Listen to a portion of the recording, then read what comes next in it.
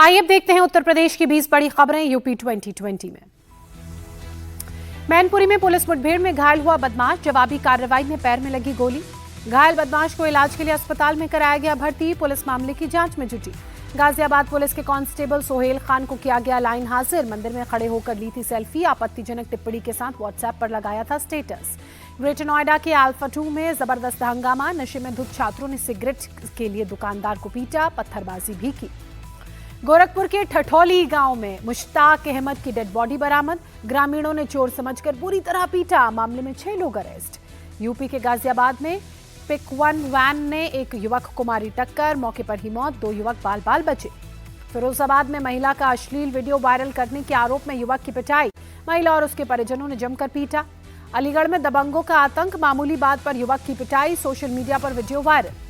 UP में संभल के सैदपुर जसकोली गांव में तेंदुआ नजर आया, गांव वालों में दहशत का माहौल, खेतों पर लाठी डंडों के साथ टोली में जा रहे हैं लोग। गांव वालों के मुताबिक कई दिनों से दिख रहा है तेंदुआ, वन विभाग की टीम तेंदुए को पकड़ने में जुटी, फिलहाल पकड़ में नहीं आया तेंदुआ। लखनऊ में सीएम योगी ने 3 दिवसीय अंतर्राष्ट्रीय शिखर सम्मेलन का उद्घाटन किया, सभी जिले के मोबाइल फॉरेंसिक वैन को हरी झंडी दिखाई। सीएम योगी ने पिछली सरकारों पर निशाना साधते हुए कहा, 2017 से पहले 4 फॉरेंसिक लैब थी, रिपोर्ट आने में दशकों लग जाते थे, अपराधियों को सजा नहीं मिल पाती थी। दिल्ली में पीएम मोदी से मिले अंतरिक्ष यात्री शुभांशु शुक्ला, शुभांशु ने अंतरिक्ष के अनुभवों को साझा किया। शुभांशु शुक्ला की प्रधानमंत्री नरेंद्र मोदी से मुलाकात पर शुभांशु की मां आशा शुक्ला ने कहा, अच्छा लग रहा है, प्रधानमंत्री मोदी ने उनसे बहुत अच्छे से बात की। ग्रुप कैप्टन शुभांशु शुक्ला के पिता शुभांशु दयाल शुक्ला ने कहा, हमेशा प्रधानमंत्री मोदी ने बच्चे को आशीर्वाद दिया, उसका पूरा साथ दिया।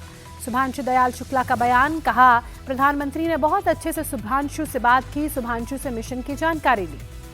एनडीए के सीपी राधाकृष्णन को उपराष्ट्रपति पद का उम्मीदवार घोषित किए जाने पर अखिलेश यादव ने कहा, एक उपराष्ट्रपति थे, वे कहां हैं, नए बनाए जाएंगे, अच्छी बात है। यूपी सरकार में मंत्री ओपी राजभर ने कहा, सर्वसम्मति से तय हुआ सीपी राधाकृष्णन का नाम, इसमें कोई सवाल खड़ा ही नहीं होता। उपराष्ट्रपति पद के लिए एनडीए उम्मीदवार पर सपा नेता रामगोपाल यादव ने कहा, उपराष्ट्रपति पर आम राय बने तो अच्छा, कुछ पद पर चुनाव आम राय से होनी चाहिए। मुरादाबाद में गंगा नदी का जलस्तर बढ़ा, निचले इलाकों में पानी घुसा, परेशानी भी बढ़ी। अब देखते हैं बिहार की 20 बड़ी खबरें बिहार 2020 में। बिहार में राहुल गांधी की वोट अधिकार यात्रा का तीसरा दिन आज, गयाजी से आज नवादा पहुंचेगी यात्रा, राहुल गांधी के साथ तेजस्वी भी मौजूद रहेंगे। राहुल गांधी ने यात्रा के दूसरे दिन गयाजी में वोट चोरी के मुद्दे पर चुनाव आयोग पर जोरदार हमला बोला, कहा चुनाव आयोग की खुद चोरी पकड़ी गई तो मुझे हलफनामा दाखिल करने को कह रहे हैं। राहुल गांधी ने चुनाव आयोग को चुनौती दी, कहा हम हर विधानसभा और लोकसभा सीट पर आपकी चोरी पकड़ेंगे और जनता के सामने रखेंगे और पूरा देश आपसे हलफनामा दायर करने को कहेगा।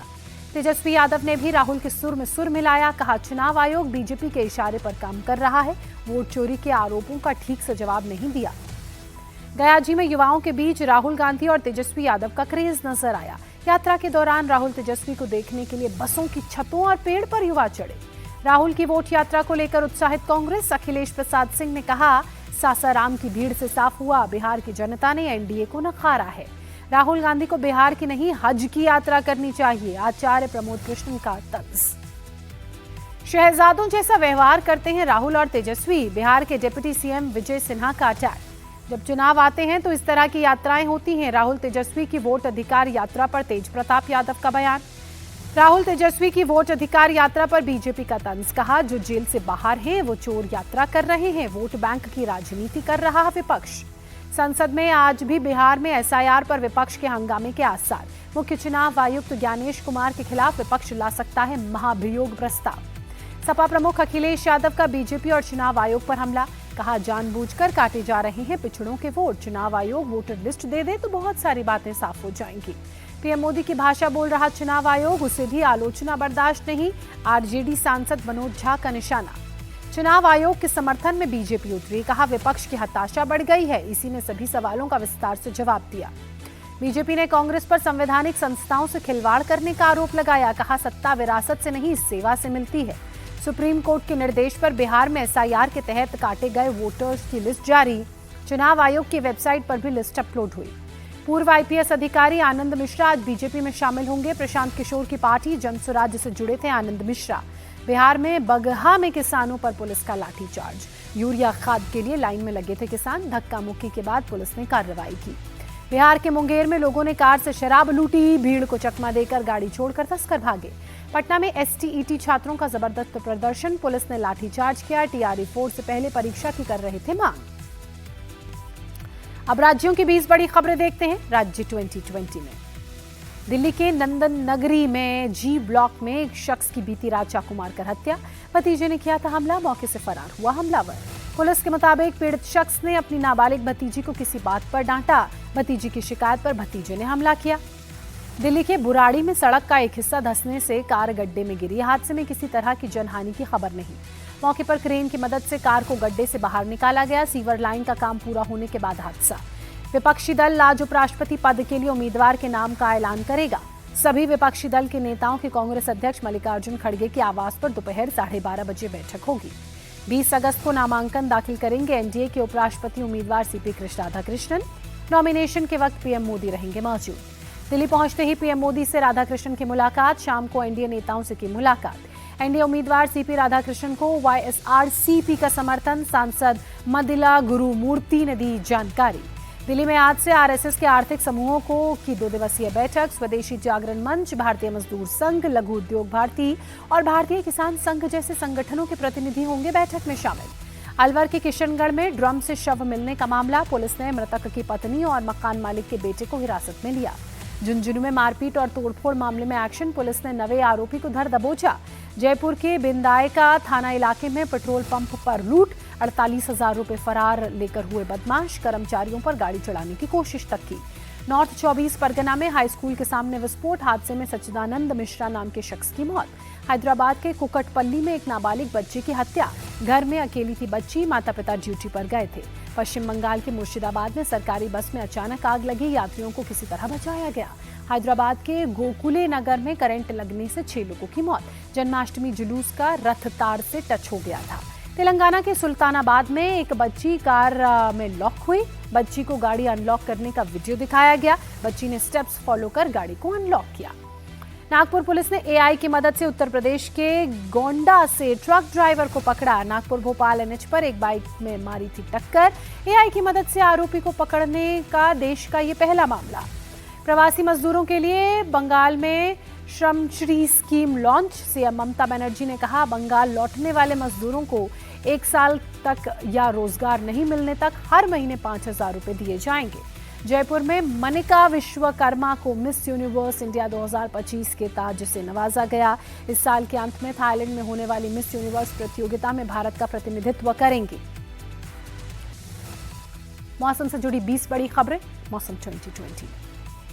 मुंबई सहित ठाणे, पालघर और नवी मुंबई में आज भारी बारिश का रेड अलर्ट। सभी स्कूल कॉलेजेस बंद करने का आदेश। मुंबई में बीती रात से लगातार बारिश जारी। कई इलाकों में भारी जलभराव की वजह से लोगों की मुश्किलें बढ़ी। मुंबई के अंधेरी सबवे में लगातार बारिश से पानी भरा। सबवे को यातायात के लिए पूरी तरह से बंद किया गया। पुणे के कई हिस्सों में पिछले 24 घंटों से बारिश का दौर जारी। अगले 48 घंटों में और तेज बारिश का रेड अलर्ट। बारिश पर सरकार की नजर। सीएम देवेंद्र फडणवीस ने कहा, लोगों की हर संभव मदद की जा रही है। सीएम फडणवीस ने कहा, वाटर डिस्चार्ज के लिए तेलंगाना और कर्नाटक से बात हो रही है। मुंबई में कल हुई बारिश से कुर्ला पूर्व के कुरैश नगर में पानी भरा। कई जगहों पर सड़कें पानी में डूबी नजर आईं। जल जमाव की वजह से लोगों की मुश्किलें बढ़ी। गाड़ियों की रफ्तार थमी। दिल्ली में आज भारी बारिश की आशंका। मौसम विभाग ने दिल्ली एनसीआर में आंधी के साथ बारिश का अलर्ट जारी किया। दिल्ली में गहराया बाढ़ का खतरा। हथनीकुंड बैराज के खोले गए सभी 18 गेट। दिल्ली में यमुना का जलस्तर भी खतरे के निशान के पार। दिल्ली की सीएम रेखा गुप्ता ने आईटीओ छठ घाट का दौरा किया। यमुना नदी में वाटर लेवल को देखा। बाढ़ के संभावित खतरों पर अधिकारियों को जरूरी निर्देश दिए। मथुरा में खतरे के निशान की तरफ बढ़ रहा यमुना का जलस्तर। नदी के किनारे मंदिरों में पानी घुसा। प्रशासन की तरफ से लोगों को अलर्ट किया गया। नदी से दूर रहने की सलाह दी गई। जम्मू कश्मीर के अनंतनाग में तेज बारिश से नदी नाले उफान पर। प्रशासन ने लोगों को सतर्क रहने की सलाह दी। नदी किनारे रहने वाले लोगों को भी पूरी तरह से अलर्ट किया गया। हालात पर में प्रशासन की नजर। गुवाहाटी के कई इलाकों में तेज बारिश, शाम जनजीवन प्रभावित। बारिश और जलभराव की वजह से सड़कें और यातायात प्रभावित। लोगों को आवाजाही में दिक्कत। महाराष्ट्र के वाशिम में भारी बारिश से नागपुर संभाजी नगर राज्य मार्ग का जलभराव के कारण रफ्तार धीमी। ट्रैफिक ठप। गाड़ियों की लंबी कतार, बड़ी परेशानी। नांदेड़ में भारी बारिश से नदी नाले उफान पर, सड़क पर खड़ी कार पानी में डूबी। रावण गांव में पानी में कई लोग फंसे, एनडीआरएफ की टीमों ने रेस्क्यू किया। पहाड़ों पर भारी बारिश के चलते गंगा नदी का जलस्तर बढ़ा, हरिद्वार में खतरे के निशान के करीब पहुंचा नदी का जलस्तर।